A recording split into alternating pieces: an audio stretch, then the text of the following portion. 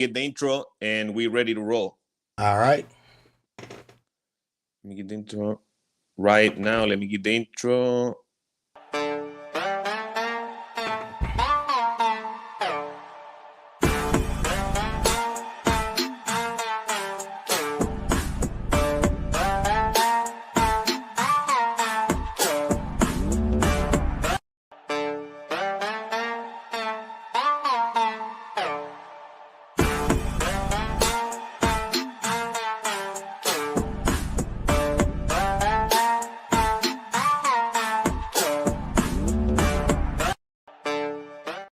Yo, what's good, everybody?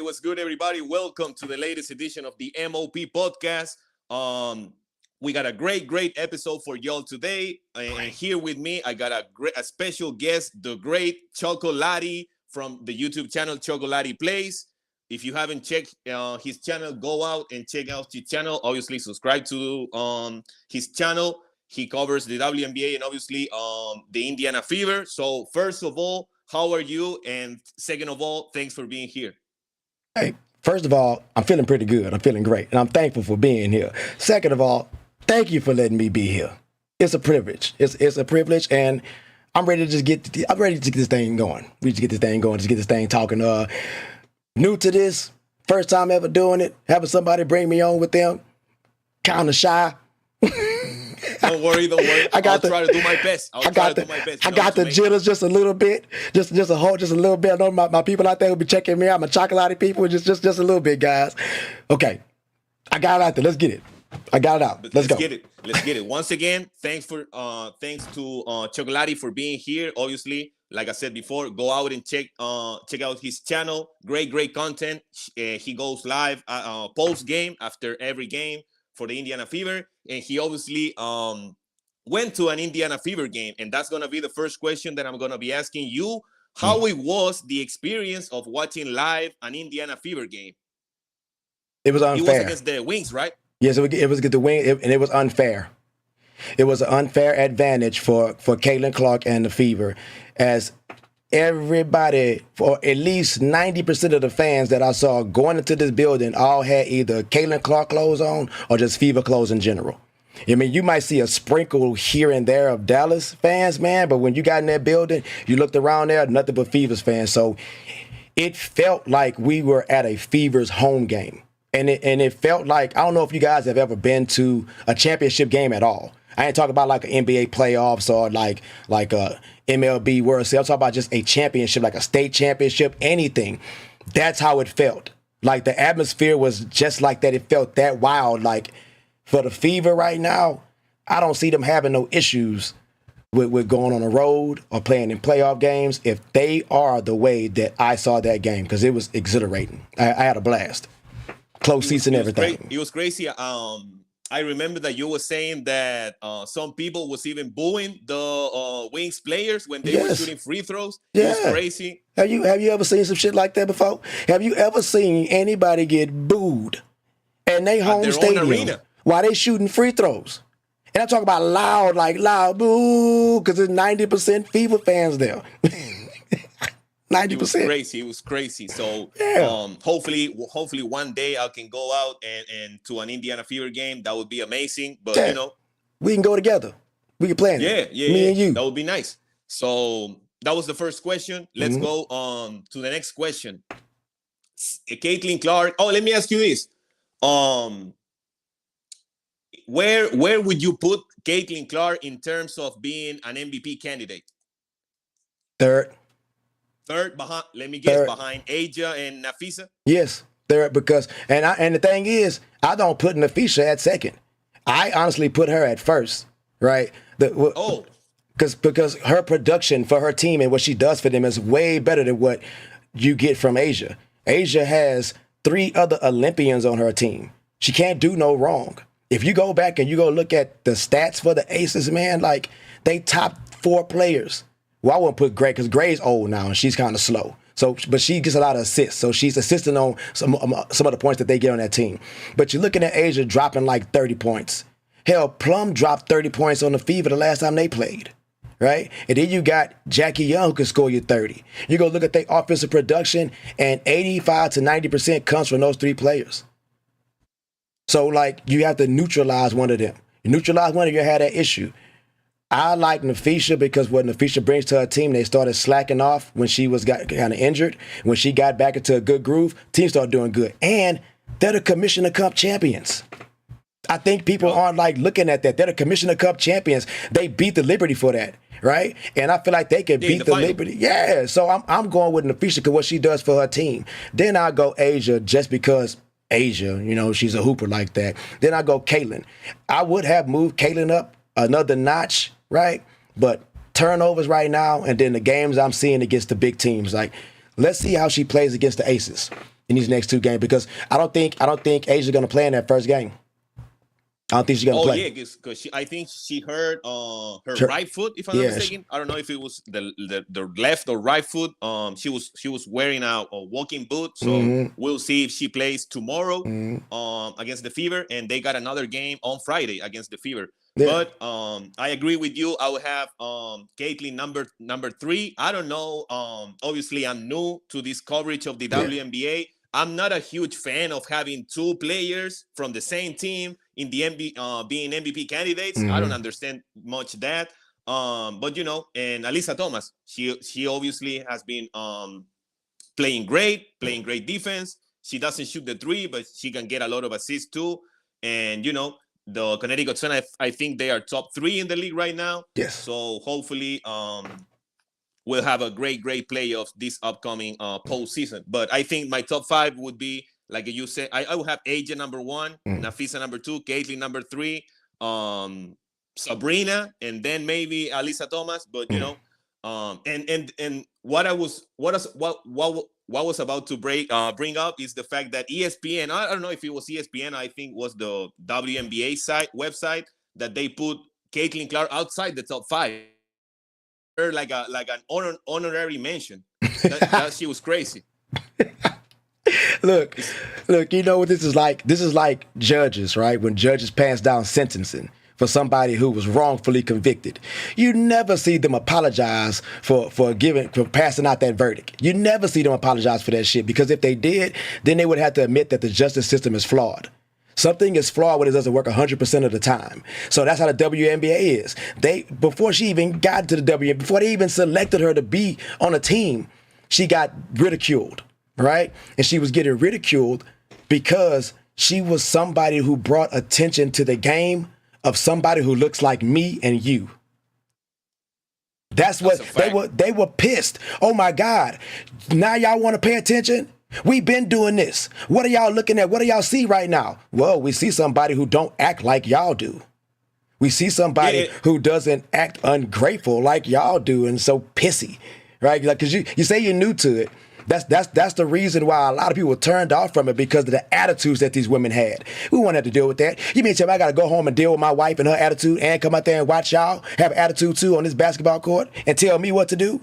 I paid for this ticket that's cost $7. That is now, right, $300. Yeah. Oh, you mentioned that on your live stream. Yeah. And you know, talking about that too, it's like, do you agree with the fact? I don't know if it was the Minnesota Lynx announcer, or I don't remember right now, but she was saying the problem with the WNBA, it was never the problem with the WNBA was never the product. It was about the promotion. What can you say about that? Who said that? The problem was never about the product. There has always been great players, but the problem was about the promotion. What you trying to promote? What you want to promote? I ain't never seen nobody want to promote shit that stink. And that shit stink. You don't want to promote that. It won't go nowhere. Who's going to watch it? Who's going to buy into it? Nobody bought into layup drills. How many of y'all parents out there right now enjoy sitting down watching your children play basketball at the age of 5 and 6? They be shooting threes all the time. They run dribbling with the air off They ball. don't even dribble the ball. They just run around with the ball all crazy like. So you really want to sit there and watch that? Now you want to tell me to get them some height and watch them do the same thing? That's not going to work. I'm not entertained. That's what I'm trying to tell you, ladies. I'm not entertained. And you're not going to take 2 hours out of my life that I'm not going to get back from watching y'all run up and down the damn court doing layup drills. It's not going to happen. You have to add something to it. It has to have some type of flair, right? So, okay, the WNBA tried a lot of things, right? They tried this movement where they had the girls all wearing makeup and having them getting their hair and stuff all done, right? They made their clothes a little bit more provocative, like the shorts and suits. They try to do all these things, right? And it didn't matter because the product was not entertaining, right? It's not entertaining. Or there wasn't a player, that can bring that excitement. So that's crazy because like when you go back and you look at players like Candace Parker could hoop. She really could hoop, right? And the fact that a person like Arike, who plays for the Wings, she'd been in the league for at least 8 years. She'd been in the league for at least 8 years because she did this same thing to the WNBA Olympic team in the All-Star game back in 2020, 2021. She did the same thing. She went off. Yeah. So it ain't the fact that there wasn't good players too. It's just that it wasn't enough. It's not enough. You guys only got 12 teams. These are very, very small markets. You do know that you didn't really know anything about the Joker until he won the MVP. And then he went and won a title. You still didn't pay attention to him until he won his title. And because it's a small market. Ain't nothing going on in Denver, Colorado.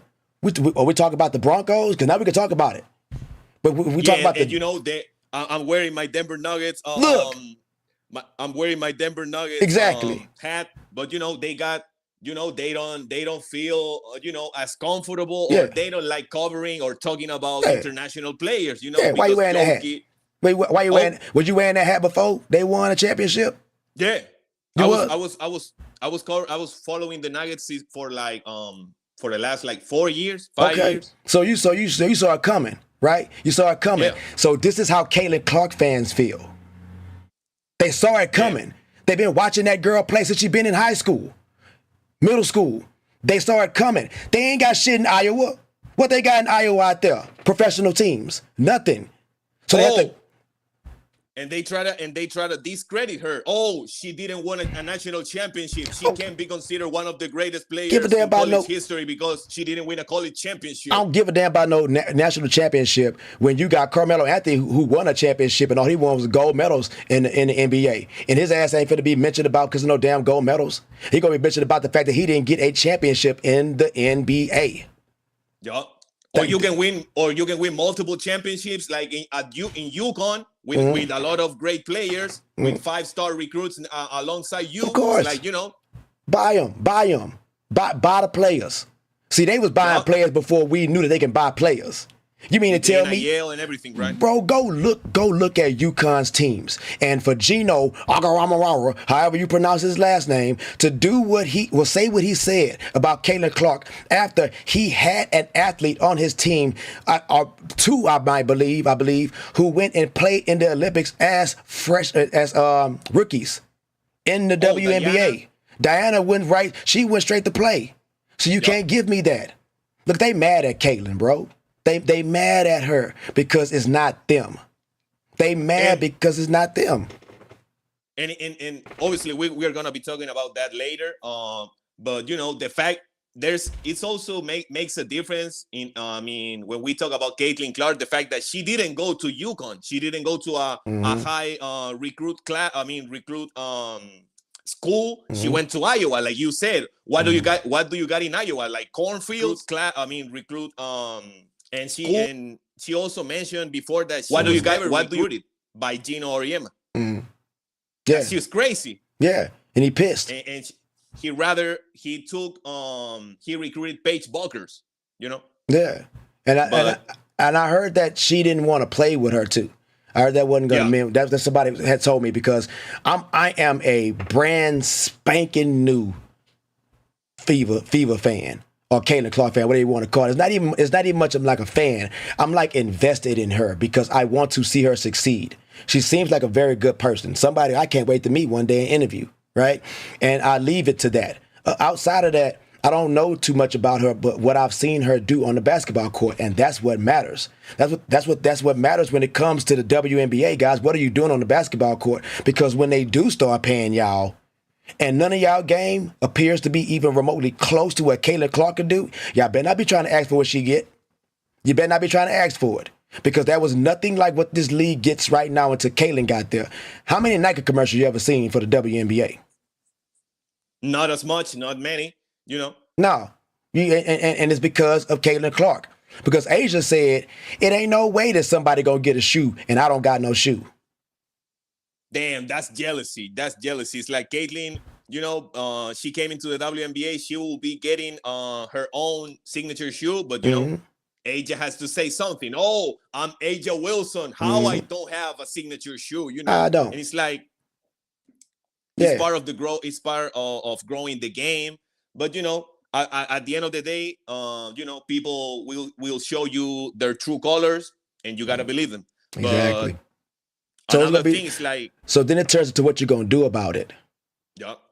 That's where it comes in terms of Caitlin. When people show you their true colors, what do you do about it? Because now it's on us. What do we do about it? Because do I still want to continue to watch everybody else? And that's a turnoff, right? If I'm a Caitlin Clark fan, I follow her all throughout her career, all the way through Iowa, and I came over here and I want to see her play. If you mistreat this person that I came over here to come watch, I'm not going to watch you play unless you're going against the Fever. I don't know about you unless you guys are playing each other. Other than that, I care less. Why you think they keep trying to do so much whenever they play the Fever? Because they know they're going to have a sellout crowd. They know they're going to have a sellout crowd. Why did Angel choose that night to unveil that Barbie stuff and to unveil her new shoe? Because she knew it was going to be millions of people watching at home. And she knew it was going to be a sellout. Yeah, it's going to be a sellout. She been doing that. Everything that Caitlin Clark is attached to, she tries to get attached to it too. She can't wait till when they play games against each other because it's marketable for her. And now she got an injury. She's completely like, what are they going to say about that? And her team is playing a whole lot better since her ass is gone. Who the hell is Isabel Harris? Oh, yeah. And you know, one thing that I almost forgot to mention is like the Caitlin Clark package is mostly about what she does on the court. Obviously, she be selling out Wilson basketball. She got a State Farm commercial. She got a huge contract with Nike. But I really like the fact that Caitlin is very mature. You know, as you said, she seems like a great person, but the package about Caitlin Clark is mostly like 90% about what she does on the court. Exactly. It's not about, oh, I'm gonna be showing, you know, I'm gonna be doing an Instagram live, I'm gonna be doing TikTok videos, I'm gonna be recognized, you know, for posting videos on my social media. You know, her package is mostly about what she does on the court. And that's something that is remarkable, and it's not something very normal nowadays when everybody's on social media every day, every hour. You know, it's crazy. But I gotta ask you this. I mean, these are like interconnected question, but what brought you to cover Caitlin Clark? Maybe you already answered this question, but what brought you to cover Caitlin Clark and the Fever? Okay, what brought me was my people that know that follow my channel. I've said it a few times on live is that I was completely done with sports. I was not watching any sports of any kind after the collapse that happened between the Texans and the Chiefs, right? It was that I had so much heart and my time and stuff poured into this sport. And I was like, you know what?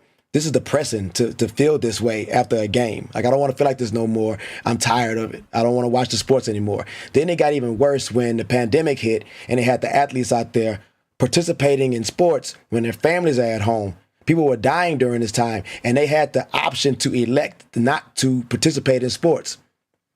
It seemed like they were wanting to lean more into people's entertainment value than the lives of people in general. I care about human life, and it seemed like at that time they didn't. So they just made sports for me a little less more palatable, right? Then I'm moving on throughout life. Things are getting better for me. They're getting good, right? Because I'm starting to pay attention more to me and things I want to do. And I'm listening to my brother-in-law who watches sports all the time. And I'm listening to the announcers. I'm in the gym, I'm working out, and I'm hearing them say that there is a girl that can play basketball like Steph Curry. Right? You hear what I said? Not a black girl, not a white girl. There is a girl that can play basketball like Steph Curry. I like Steph Curry. He's one of the reasons why I like watching basketball, because he's a little guy. I know he ain't going to dunk on you, but even without that skill, he can still kill you, right? So I'm like, okay, cool. I'll go look at Caitlin, and I'm like, she has that skill. And she's a better passer than Steph, something that they don't talk about, right? Thank you for bringing that up. Like, yeah. She's a way better passer. Way better Obviously, passer. Steph is a better shooter, including other things, but she's a way better passer. Way better passer. And like, I look at Caitlin, I'm like, you know what? She's a mixture, right? And not only did I fall in love with her because of that mentality, right? And the way she played the game. She rocking Kobe's every game. Oh, Kobe, yeah. Look, Bruce you see Kobe all over the wall up in here, man. Kobe is one of my favorite players. I cried like a baby when that man passed away because of what he meant to the NBA and what he was going to mean to the WNBA. If you go back and look at his fingerprint, right, that he was leaving on the WNBA, it would have been this, what you see right now with the Caitlin Clark effect. It would have been this a long time ago because he would have ushered in the eyes, the people that believed in Kobe and his talent. And now you got this girl, Caitlin Clark, who's a mixture, right? I feel like she's a mixture like James Harden. She's got Kobe in her. She's got Curry with the shots, Steve Nash, all the passing. Because when she want to score, you can't stop her. You can't stop. You can't stop James Harden, young James Harden, when he's trying to go to the basket. You can't stop him when he go to the line every single time. I know y'all see Caitlin doing that. Caitlin has made some incredible shots driving to the basket and getting fouled, and they're not calling none of these fouls. I have watched this woman grow in the WNBA to heights that they didn't believe, because I saw it when I went back and I watched her highlights. I'm like, she could be something. I don't know why they don't see this. And she was faster than the game. That was the problem. She's faster. Them girls out there ain't ready for nobody doing no behind the back passes. They're not ready for that. Her ball handling ability. She got some not Steve Nash, like Jason Kidd in her. Yeah. The fact that she can grab the defensive rebound, or when the opponent score, I like they that. can inbound Jason the ball Kidd. and go quickly, go past half court, throwing passes before half court. It's crazy. Sir. And, Caitlin, as you mentioned, the fact that she was wearing Kobe's.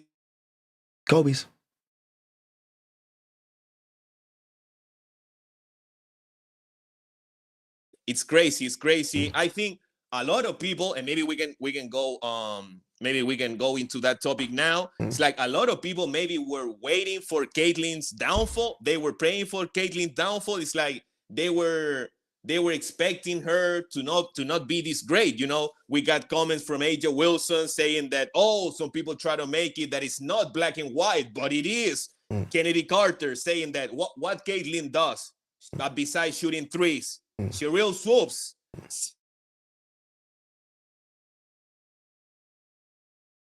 You're freezing over here.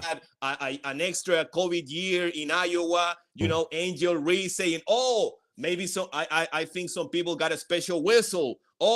It's not because only one person that people nowadays are watching women's basketball. It's because of me too. And I want you to know that. We got Gino Oriema saying Caitlin doesn't have the right skill set. She doesn't have the right skill set to deal with the physicality. She has been set up for failure since.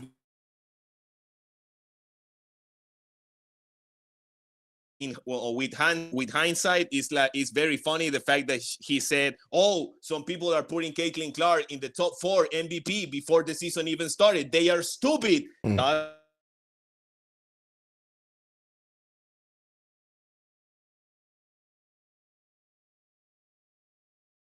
Superhuman going against 18-year-old kids. But now you're going to be playing against comment. My guy freezing.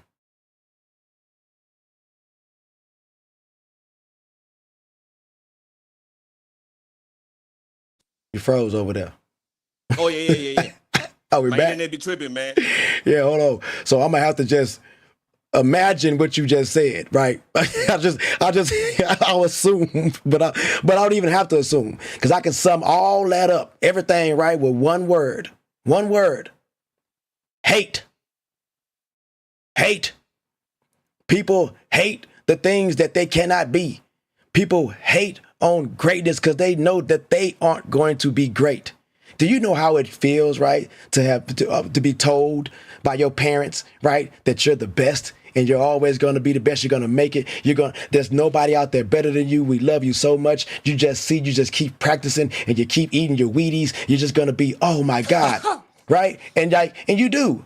You do all these things happen like you're top shit. I'm talking about you're everything that they said you was. And then you take your ass onto a state championship meet, right? You're no longer running against the people that you played against in the city. You finna go run against everybody from the state now. It's changed. And you get out there and you lose. Everything my mama told me I was gonna be able to do, it didn't happen. My mama told me what happened? You mean to say I'm not the best? That's the best? No. My mama told me I was the best. I know I'm the best. That person's not the best. I'm going to show y'all. Y'all just keep looking. That's the WNBA. That's Cheryl Swoops. That's Don Staley. That's Gino Rama. Right? That's Kim Mookie. That's all these people, right? Because they made statements about somebody because of something they thought that already is. Right? Thanos said this, right? Thanos said that as long as there are people who are alive when they saw how things once was, they will never let them become what they will be. It'll never be. If somebody knows what the past was, we knew that this was a good product. Y'all didn't watch us. Y'all didn't promote us. Y'all didn't talk about us. That's how they feel. They're saying that we were already here and y'all didn't see us. And now this girl comes in. It sucks that she's white. Because I really believe it would happen to if she was black too. It wouldn't have mattered. It's somebody who's coming in and taking a shine from a sport where they felt like it was already there. You see how the women talk? They talk like they deserve that money that they're not getting. You mean tell me I'm gonna pay one of you WNBA players $15 million a year for what? Before Caitlin came over there, y'all were making used car commercials. Used car commercials. Traveling commercial. Flying commercial. Flying commercial. Yeah, have you ever seen Tiger Woods do a car commercial for some used cars? We talk about Mercedes-Benz. We're talking about the top of the line jewelry stores and things like this. Y'all not gonna get this because you guys aren't marketable. Nobody's watching you. Nobody was watching them. They don't get, and when we say nobody, we don't mean that in a general sense, right? We mean the majority of people who walk the planet Earth who were not watching WNBA basketball.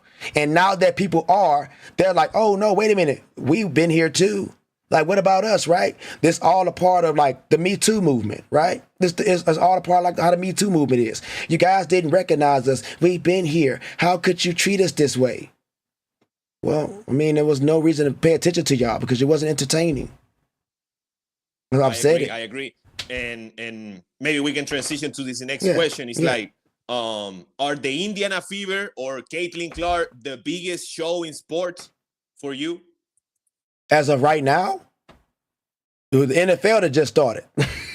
Yeah, that's the problem because I got the NBA season, and I got to keep it real with you. NFL just started, but there are also some crappy games out there in the NFL, right? And the WNBA only takes up 2 hours of my time. Sometimes I like watching the football games with the volume off. I'll turn the radio on. I just want to see them play. I don't want to hear any of this.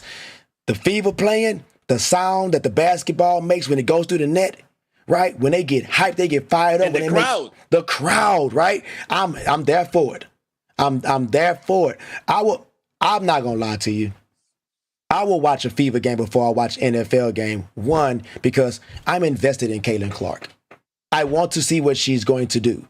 And I literally invested in her. I went and bought the TV thing because I want to see her make it.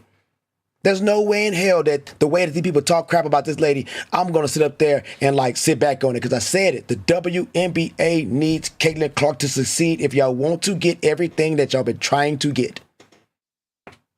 I agree. She's the biggest ticket. Yeah, she's the biggest draw for the league. But come on.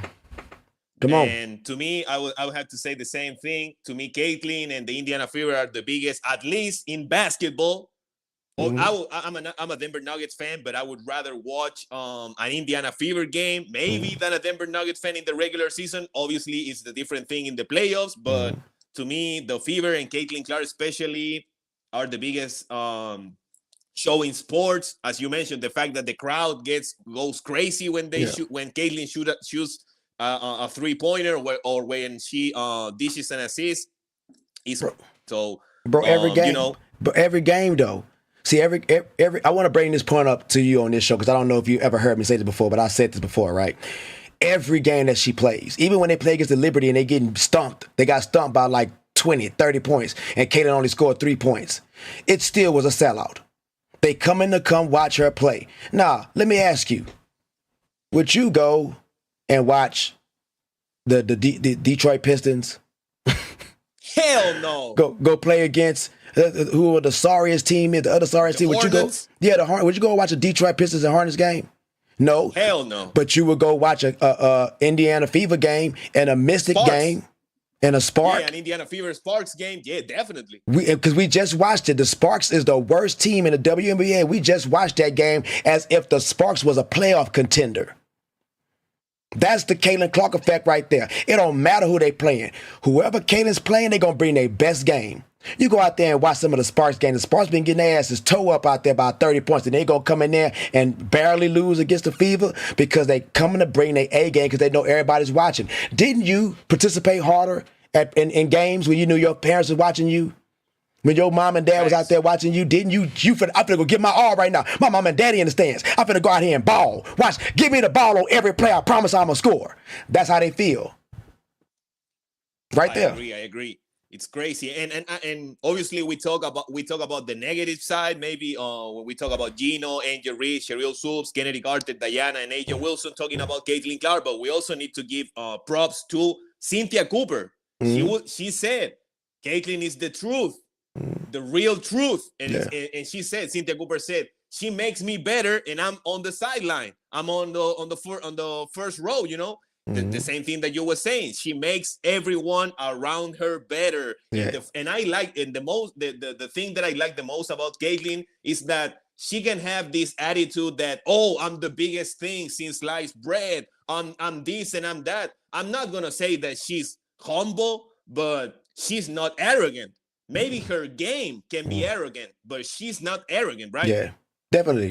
Her game definitely is arrogant, but I would say not arrogant, more of confident, right? Because this woman is taking over 100, 200 shots in practice, right? When I'm out there shooting the ball from the logo, it's not because I'm trying to entertain y'all. I can shoot from the logo. This is how I play, right? This is her value. What she brings to the game is what she does. The fact that she can stretch the defense that far away. The same with the NFL when Mahomes or maybe you know all these throwers, they can throw the ball down the field. It's like the defense has to stretch that much. Yeah. Pause again. What are the biggest strengths and weaknesses of the Indiana Fever? Let's go with the You're lagging over there. Yeah. I don't know what okay. No, you're good. But I think the question was, you asked the biggest strengths and weaknesses of the Fever. Let's go. Let's start with the strength. Watch this. This is crazy, right? One of their biggest strengths is also their biggest weakness. Their defense. Oh, yeah.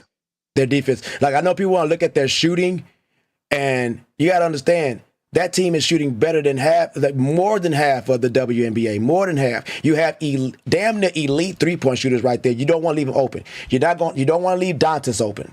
You don't want to leave Hull open. You damn sure don't want to leave Mitchell ass open right now the way she been shooting. Do not do that.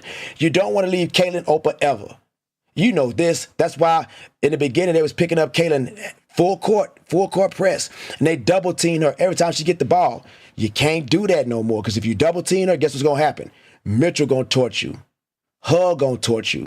So it's gonna be a 4-on-3 every time. A 4-on-3 every time. So right now, to me, their biggest issue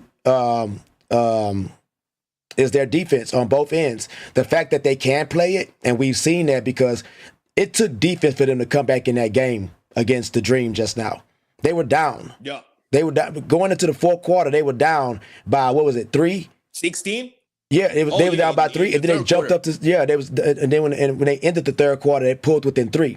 Getting to the fourth quarter, they're down by 13, right? With like 5 minutes left. Nobody thought they were going to do what they did, but they clamped down on defense. The same defense that they showed when they went into OT. Things have changed for this team on defense. They've gotten better since everything is starting to flow through Caitlin. Because, their defense to me. Go ahead. Alluding to your point, is like they got a great paint defense. They allowed the fewest points in the paint, but in contrast, they allowed 9 threes per game from the 3-point line. Yeah. Perimeter the paint defense is very good. The 3-point defense is very bad. Yeah, perimeter defense, man. They got Timmy. That's a great addition. She's been hurt for more than half the damn season, and now the fact she's come back, and you'll appreciate this, right? She's gonna be like Porzingis, right? How Porzingis came in the tail end of everything. Porzingis stood out the entire playoffs and played in the finals, right? Now they can't afford for Timmy to do this. They need Timmy to take these next few games that they're playing right now to build on what she's been building, which is her defense. And she can score at times around the glass. Don't shoot the ball, Timmy. When Timmy shoot, I'm scared. I'm scared when she shoot. But on the other end, her defense is impeccable. Her defense, Hull's defense, and Mitchell defense is just that when they get hit with a pick, right, they keep going under the pick. They got to start learning how to go over, and that's how these shooters keep getting open like how they are, man. You can run pick and roll on them all day and force them into running into the paint. The three-point shooter just stay out there and shoot. I agree. In one aspect, obviously, one of the many aspects that Timmy Bentley does very well as Mitchell, is the fact that they can run the floor. Mm-hmm. They know if you run the floor and your defender is not paying attention to you, or it's like backpedaling or jogging back on defense, Caitlin is gonna pass you the ball and you're gonna get easy baskets because you need easy baskets. You are not gonna, in the playoffs, obviously, the referees are gonna be different. The play style is gonna be different, but you need to get easy basket, and that's what we see with especially Kelsey Mitchell running down the floor. Bentley running down the floor, Lexi Hall as well running down the floor. Mm-hmm. Another strength that I got for the Indiana Fever, the pace, the way that they play is incredible. The offense, playing defense, and pick and roll action, obviously with Caitlin Clark and Aaliyah Boston. Mm-hmm. One of the weaknesses that I got for the Indiana Fever, depth. Maybe the bench is not that good. You got Erica Wheeler, you got Dantas. You got Katie Lou, which Katie Lou is another topic for another day. But,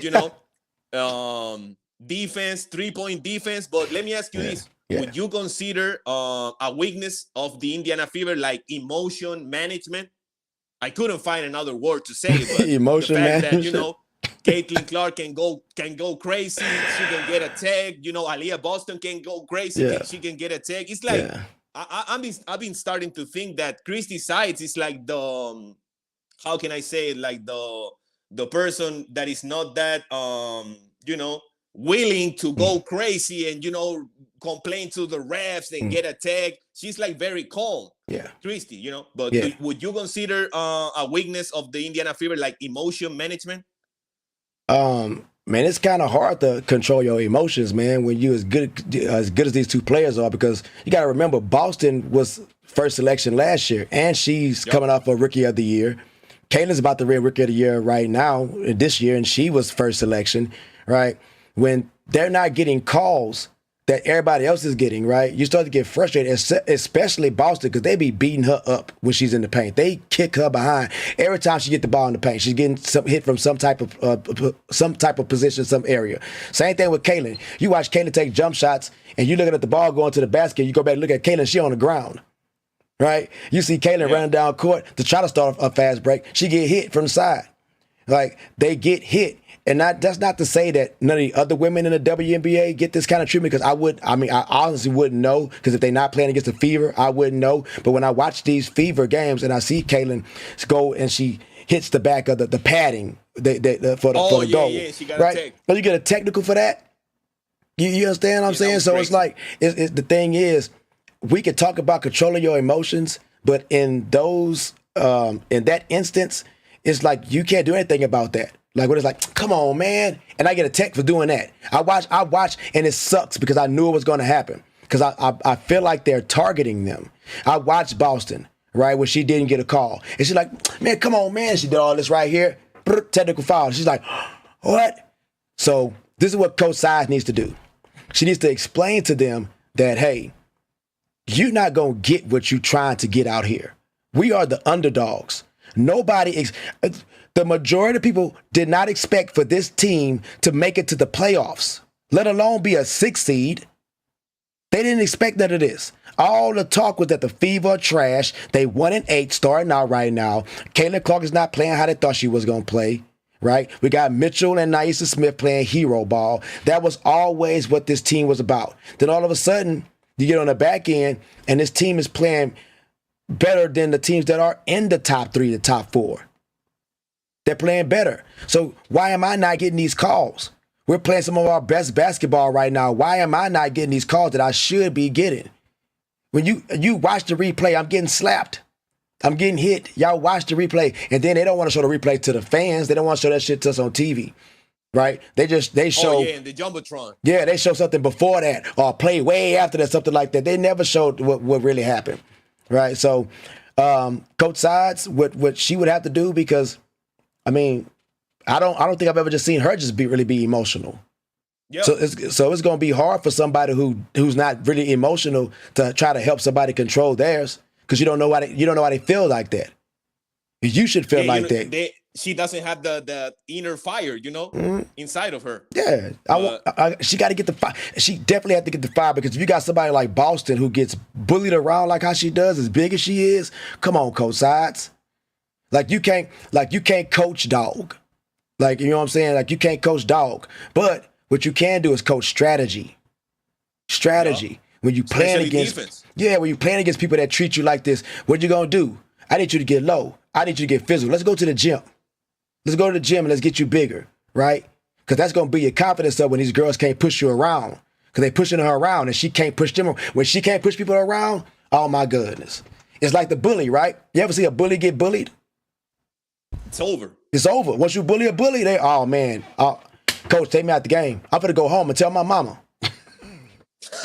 Yeah, and that's a great point that you brought up, and I would add to that as well, that Christy needs to let him know that if it's difficult right now in the regular season, you better know what it's gonna be in the future in the playoffs. Right. It's gonna be way harder. They're not gonna call. They're not gonna give you as much calls. And that's a great point. But we need to see. I don't want to take advantage of your time, bro. I don't know if you got 5 more minutes. Bro, we can keep going. But wow, I appreciate that, man. Yeah. I appreciate that, man. We was talking about Christy Sides. Now let's get into that. Christy Sides, as you mentioned, 1-8 to start the season. The Indiana Fever, they can win by 20, they can lose by 20. They are gonna always criticize Christy Sides. That sounded very weird, but yeah. They're always gonna have something negative to say. The fact that she can manage it. By the way, I'm not saying that she's the best coach in the league, because she's far away from that. But they're Definitely gonna say that she doesn't know how to take timeouts, the rotations. She doesn't get. She hasn't gotten a technical foul. What you were saying, that she's not that. She doesn't have that fire in her. But what has been your assessment of Christy Sides for this season, because it's her second year coaching the team? Well, I can say this: if they didn't have Caitlin Clark, they probably would have only won 13 games again. There's nothing about there's nothing about Christy Sides coaching that has changed, right? Not really. And there's nothing about Caitlin Clark's game that has changed. What happened is Christy Sides probably been talking to some people, because they keep saying that how Caitlin's old Lisa coach from Bluder? Iowa, Bloder. Yeah, she talks to her. They got a coach assistant coach on the sideline named Paul is his name. I can't remember his last name. But when you watch them, right, like after they win games and everything, he's out there with the team. They're dancing, they're having fun like there, right? Like he seems like he's somebody. The assistant coach. The assistant coach. He seems like he's somebody that's more what is the word? Relatable. To the players. He seems like he's more relatable, right? As opposed to Coach Sides, she wanted this thing to go a certain way. And she has the exact same team she had last year, just with the addition of Caitlin Clark. Now, I don't put this aside from Coach Sides or the Indiana Fever team. But the way that they treated Caitlin right in the WNBA, I feel like she got that exact same treatment from the Fever as well. Because they didn't know what they had, right? Nobody looked at the Fever this way. They just looked at everybody else. But hell, nobody wanted to pass Caitlin the ball. They would let Caitlin be over there standing in the corner. They wouldn't even pass her the ball. She's wide open. If Caitlin passed the ball, she's not getting it back. Right? Her teammates didn't stand up for her. Come on, man. Oh yeah, with the Kennedy Carter. With the Kennedy Carter. Yeah, none of those incidents they stood up for her. This is all from the coach. So you bring in these people to start talking to her, and you start to see the changes. So when you blame Christy Sides for a loss, it's because this team is playing like the old Christy Sides team. That's why they lose. Dump the ball in the paint. The ball in the paint. The big man. Yeah. Aliyah Boston. Yeah. And not playing in transition, not playing fast. Yeah. Case in point, right? You saw how they started trying to go back to the paint again for the game against the Dream. But then they figured that shit out. They're like, okay, we got to stop this. And that's when they started to pull away from the Fever. Then what the Fever started doing, they started working on their outside shooting. Boston started shooting the ball. That's the problem. She needs to switch over to her primary means of scoring, and that's shooting, right? Work on that elbow jumper, because you're not going to always be able to get that pick and roll.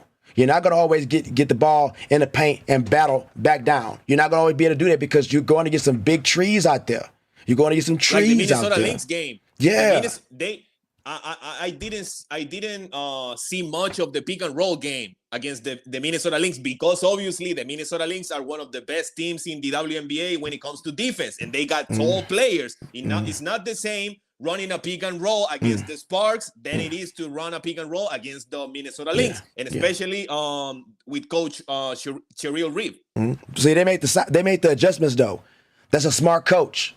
Coach Reeves has been coaching. If you look at the WNBA, right, you don't have too many coaches been coaching for a very long time. I think the little Australian lady that coached the Liberty, I think she only been coaching for like 4 years, right? Yep. Christy Sides been there for 2 years. How long has Reeves been? These are new coaches. So if you're in the league for like 5-6 years, oh man, you the best coach in the WNBA. Because you got tenure after you get that high. Man, these coaches are very young in the game, right? So what happened in that game was they saw that Boston was playing bully ball. We couldn't stop her one-on-one. So what they do, they sent the double team at her, so the triple team at her. They use the same tactics that they have been using all year long to stop Caitlin Clark that don't work no more. Those tactics don't work no more, picking up Caitlin full court, because she's faster than him now. She can get the ball past him.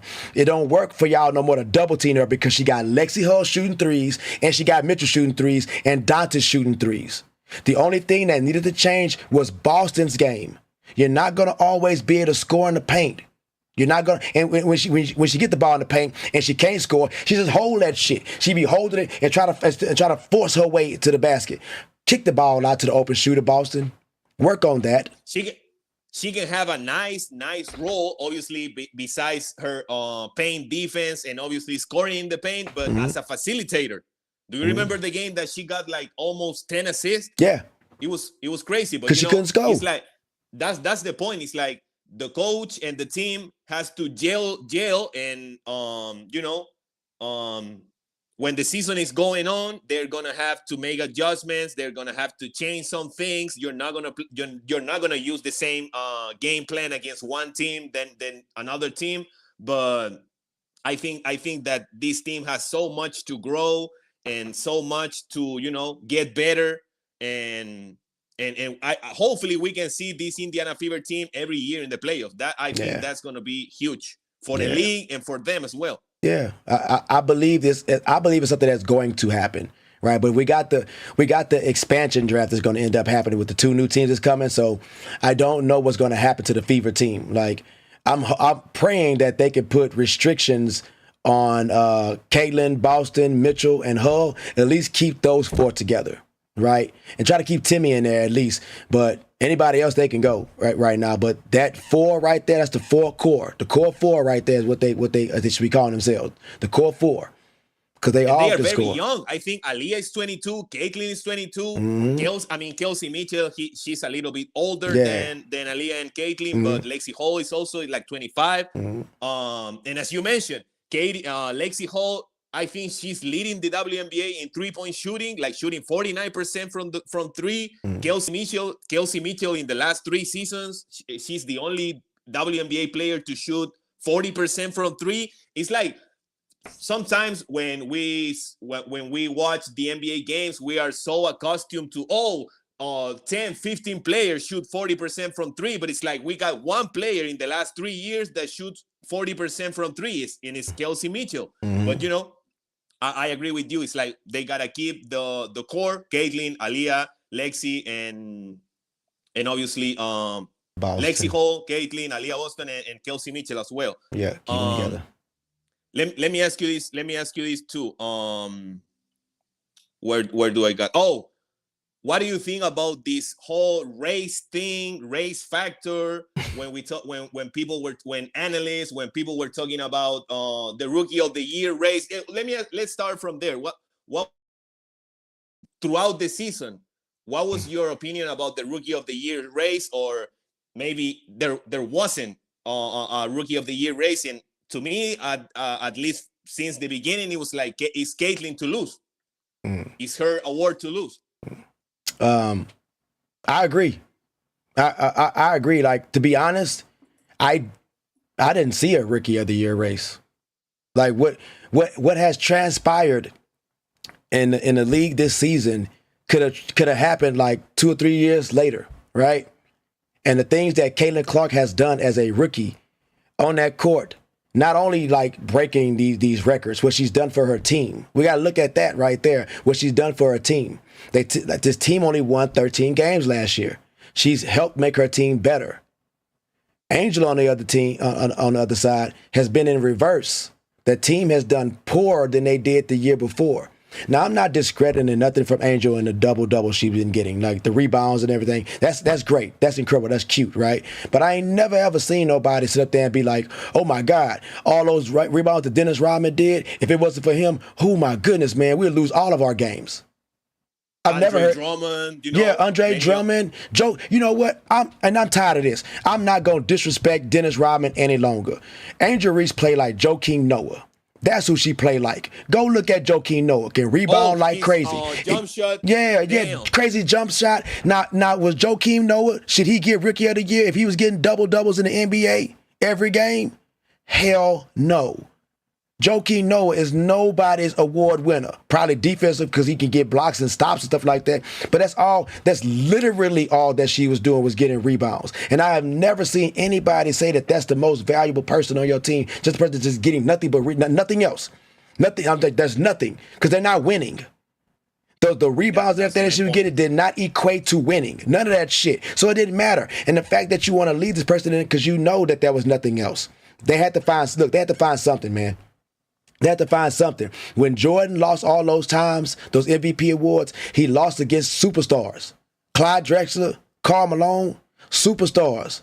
This is Angel Reese. She does nothing else for her team. She ain't playing for them right now, and they just beat the hell out of the team by 20 points. I would even say that if Rickea Jackson from the Sparks were to have been playing more at the beginning of the season, maybe she could have a bigger case. She's 2. Rickea should be 2 on that list. But I'm going to tell you something. This ain't got nothing to do with no damn race. Because what I see from Caitlin Clark when I watch her play basketball, she's just way better than them. She's way better than them. That's a great point. That's it. What were the arguments that some people were making in favor of Angel Reese winning Rookie of the Year? Like Monica McNutt case, not like Monica McNutt job. She was saying, it comes to who got the better record. Because Cheryl Soup was saying, no, because the Indiana Fever got 3 All-Stars. Because the Indiana Fever got a better team. but they never were able to say that Angel Reese was better than Caitlin Clark. You can go from this route, you can take this route, say that the Indiana Fever got a better team around Caitlin Clark, the fact that they got 3 All-Stars and blah, blah, say, but they were never able to say that Angel Reese was better than Caitlin Clark. Oh, bro. And they were also saying the cop out. Oh, no, you can't compare 2 players. One is a guard, one is a post-up player. How Caitlin is shooting better from the field than Angel Reese? I don't understand that. Because she don't got no shot. She has no offensive game. Look, she is probably the 4th or 5th best option on the team for scoring when Marina was there.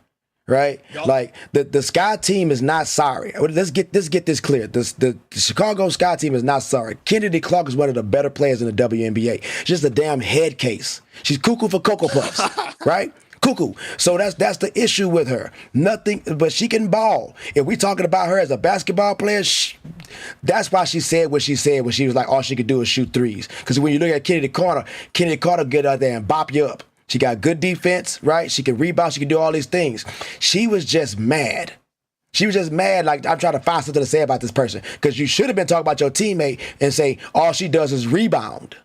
Because that's the truth. All she does is rebound. And I bet you this. I bet you Kennedy Carter started to have issues with this team. Because they should have been playing like this. A team with Kennedy Carter, where she plays, right? Go look at her position in scoring right now in the WNBA. She wasn't even starting at the beginning of the year. No, right? come off the bench. But then you got Cardoso that's been hurt, right? If Cardoso wasn't hurt and they didn't fall, like, because the whole Angel Reese thing would not have came to be with her getting all these double-doubles like this if Cardoso was not hurt. I'm telling you, if Cardoso was healthy for the entire season, it wouldn't have been none of that shit. Because the Sky team was pretty damn good. They were playing pretty good. They beat the Aces. Right? Oh, yeah. And they beat the Liberty. They beat some big name teams. They could compete. Angel is a person that you come off the bench. We need your motor. We need your engine. That's what they would have her. Angel ain't starting on no other team like this in the WNBA unless they don't got nobody. They ain't got nobody. Yeah, and one thing that I don't like about Angel is the fact that she openly says, oh, I knew before I came into the league that with my motor and rebounding, she didn't say this specifically, but she was saying I knew that before I came into the league that my rebounding and my defense was gonna pay out. But and she said before I tap into my offensive skills, Angel, what were you doing in LSU? Why were you not working?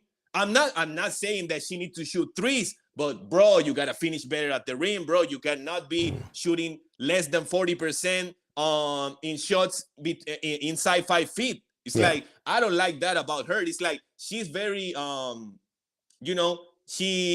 can I say it? She's okay with the rebounds and defense, mostly rebounds. But why weren't you working on this before you came into the league? Oh, let me ask you this. Can you imagine if Angel, let's say for the sake of argument that Angel Reese was shooting 45% from the field, not even 50, 45% from the field, and she was getting 15 points and 13 rebounds. With those stats, can people make a solid argument for Reese if she would have been working before she got into the WNBA? No, because she's scoring 14 points and stuff like that in most of her games, and her shooting percentage is trash. So she just would have been scoring 14 points with a higher shooting percentage. It wouldn't have made no difference. If you're gonna be a person that's up there getting double doubles, you better be getting 25, 30 points.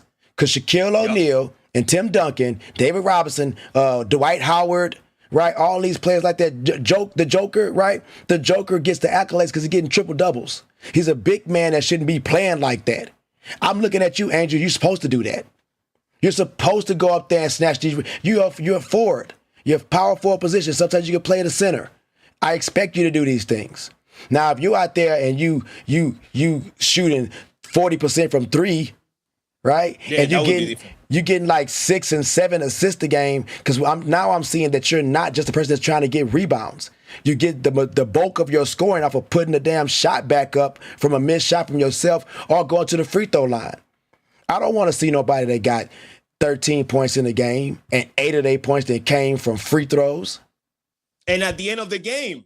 At the end of the game, it took. Damn, that's fucked up, man. The fact that she was like going to she got 8 points in the last seconds of the game. They are up 7. They are down 10. And she's looking for the ball. God damn. Garbage time points. You put to have the bench in the game right now. You got it in the game. That's a sucker move. It's a sucker move. And the thing is, so when we talk about this, so let me go ahead and get this out there. This ain't got nothing to do with being racist. I am an 80s baby, right? And I call it like I see it. When Kaylin go out there and she have an awful game with all those damn turnovers, I call it like I see it. But you know what's the difference between Angel and Kaylin? The difference is Kaylin might have 6 or 7 turnovers, but she's going to have like 28 points, 12 assists. She's going to have about 7 rebounds. She's going to have 1 steal, 1 block, and her team is going to win. That's the difference. It don't matter that they got all these all-stars. Kennedy would have been an all-star this year, but she's crazy. I agree. She's crazy. And you don't want no crazy person out there at the WNBA All-Star game where it was 3.2 million people watching that game. 4 million was the peak. You got 4 million people watching this game, and Kennedy Carter might go out there and body slam somebody. It's kids watching this. Mamas, that's the difference right now with the reason why everybody watching these sports, because the parents are involved and they're bringing their kids. That's the difference.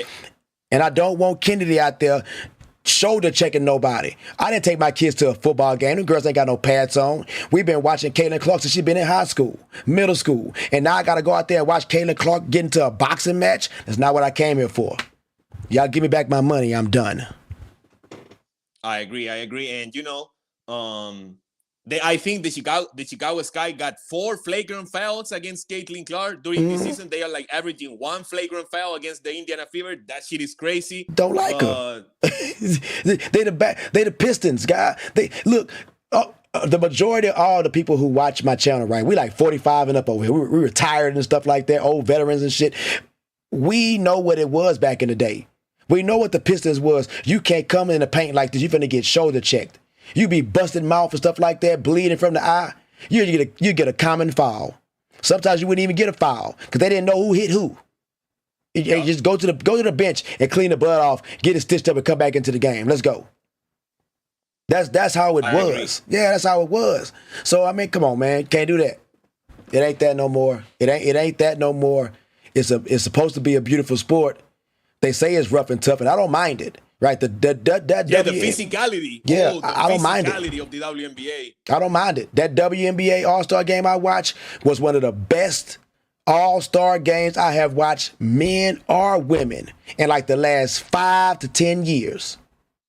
No doubt. Yeah. No doubt. I can't watch the NBA All-Star game anymore. I can't do it. But let me ask you this before we jump to the last question. Let me ask you this. Let me ask you this. Would you consider that Angel Reese has played a little bit the victim role? Because she said, I'm not, I can take the bad guy role. I don't mind taking that role, being the villain, being the opposite of Caitlin Clark. But then she comes out, they are being racist. Yeah. They are doing AI images of me being naked, and they are sending it to my uncles. They are this, they are that. They are following me home and shit and different things. Like, it is crazy to say that she has played a little bit of the victim role. First of all, I want you to question your uncle, because who's sending your uncle? Oh, damn! Thanks for saying that. Who's sending your uncle naked pictures of you? Right? Who's doing this? It's got to be somebody that know you or know him. And why is he opening it? I don't get none of this, right? It don't make no sense. I'm a person that's logical, right? I know Angel Reese because of doing this shit right here, right? And the fact that she's all over TikTok. There's She had an Instagram picture where she was showing her vagina, right? She had clothes on, but you could see her vagina print. Like, she know what she was doing. We know people play the victim, right? When they got all the eyes on them, right? When they have all the eyes on them, it's easy to be like, you guys are hurting my feelings. Stop. because that's what has happened to this new school way of thinking. I'm from the 80s. I don't care about how you feel. I don't care about how you feel. You feel that way because you're not getting what you want. You decided to do that shit. Now you got to live with it. She decided to be the villain when all she had to do was go over there and shake her hand and accept the award for winning the national title against her. None of the things that she did was what Caitlin did to anybody. Caitlin did these things to acknowledge the fans. She done the thing that she did to acknowledge her coaching staff, her teammates. She didn't do any of this shit directed towards anybody. You did. And she have we ever heard Caitlin say anything negative about another player in the last 4 years? With all the abuse and hate that this girl has gotten right now, she has the right to.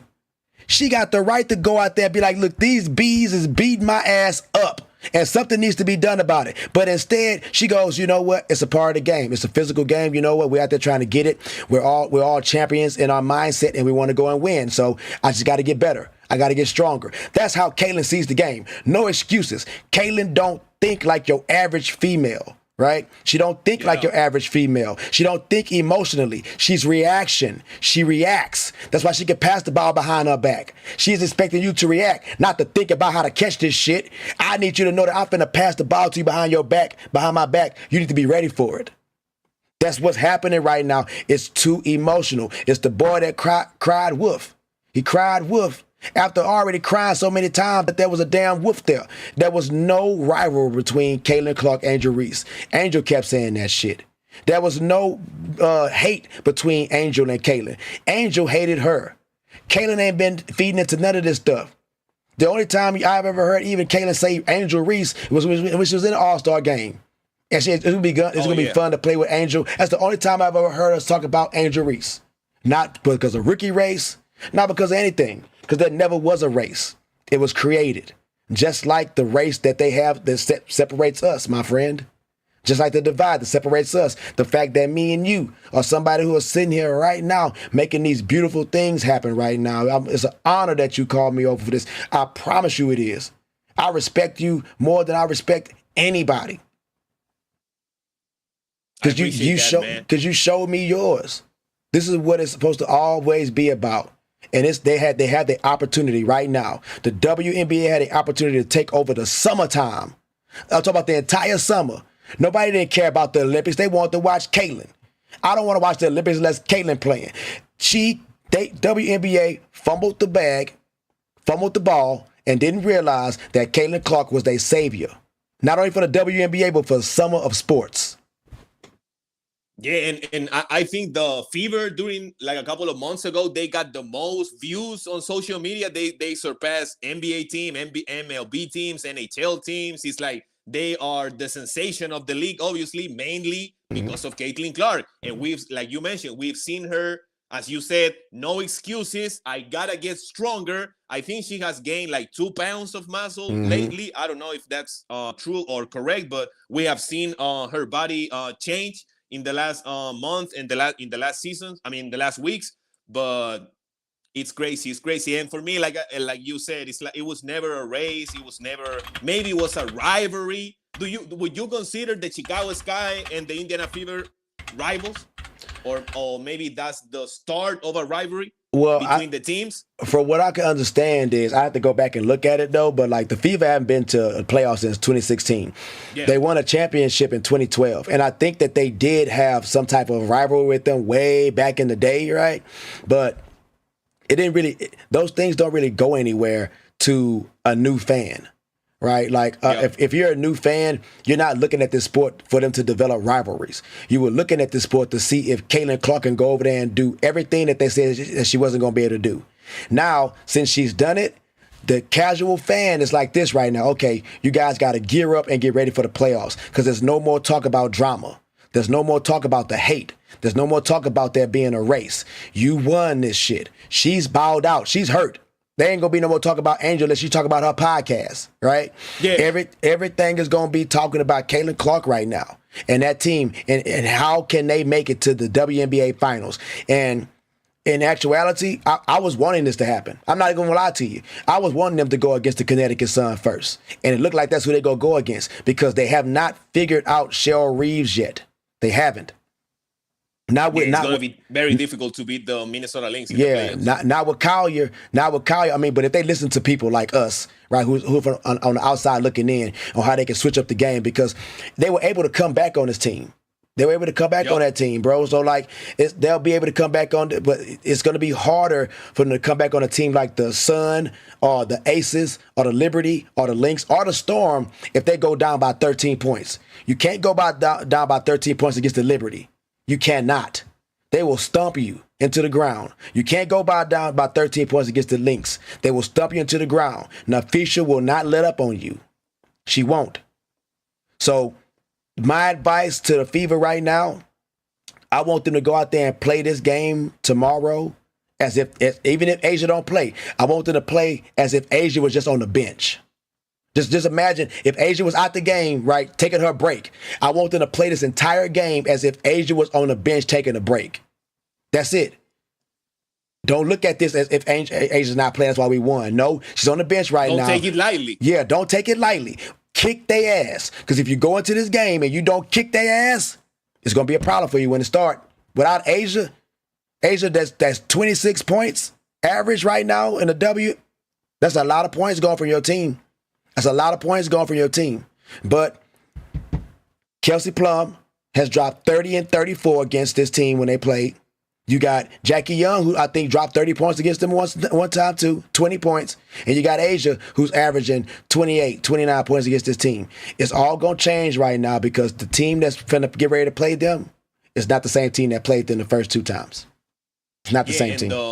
I think the Fever has beaten every team in the WNBA except for the Fever. Except for the Aces. So exactly.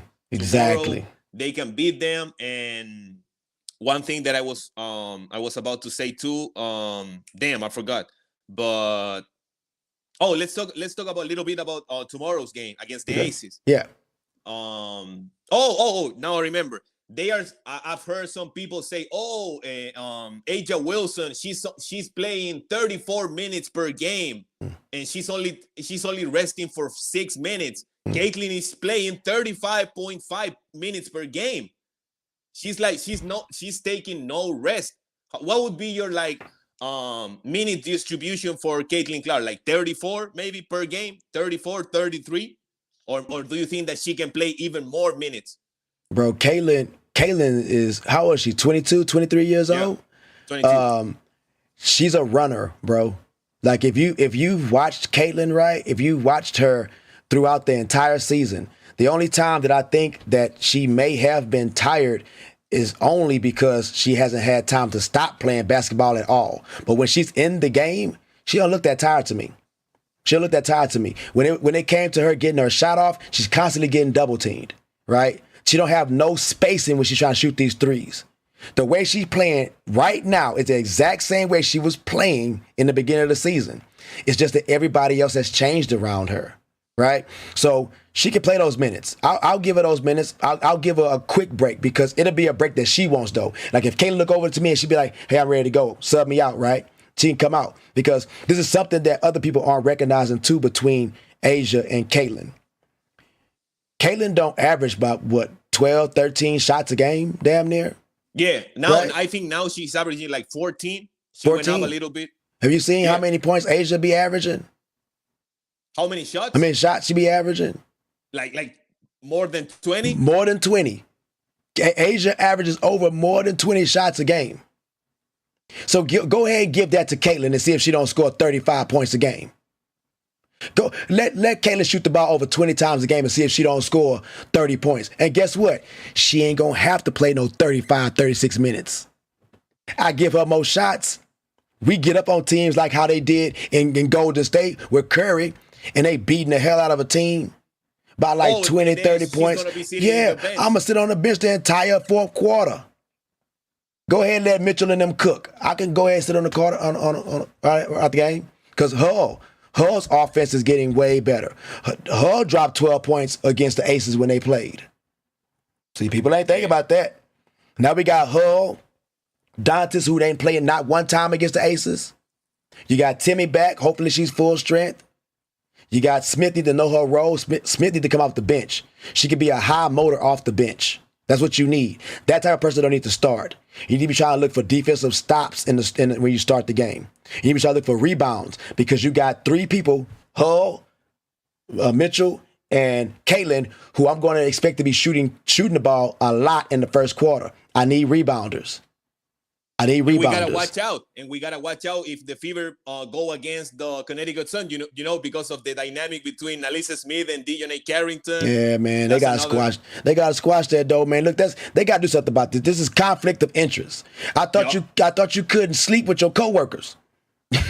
And do you remember one game? That Alyssa Smith went live with Dejonae Carrington, and then like. The team disciplined her, like she came off the bench for one game. They need to discipline her ass a little bit more than that. Why are you going live with the ops? You going live with the ops? Y'all need to stop that relationship right now. They probably passing secrets. You can't trust that. You know pillow talk. By laying in the bed with each other. You seen Dejonae Carrington. I've seen her. So I already know what she probably telling Smith, man. She probably getting all the Fever secrets from her. Look, she an agent. We got to get her out of the Fever. Get her out of here. She's an agent for the damn Sun. Damn. And you know, obviously we are about to end this stream. I appreciate you being here, man. Not a problem. You know, and one thing that I wanted to say before we end the stream is like Caitlin knows that what she's going against is like this year the rival was Angel Reese. Next year the rival is gonna be Paige Buckers. In 2 or 3 more years, it's gonna be Juju Watkins. They are always gonna try to put someone against Caitlin. Yeah. I don't think she gotta understand that, because I think she does.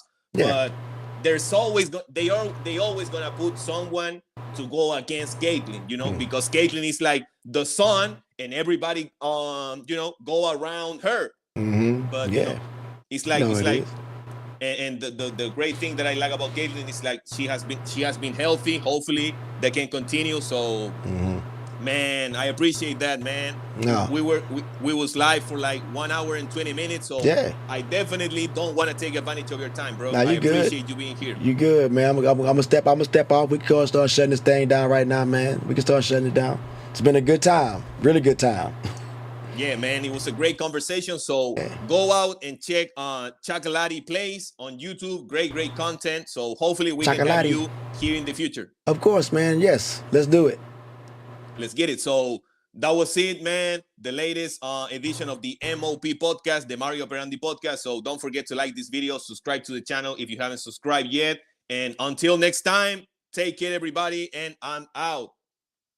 Peace, guys.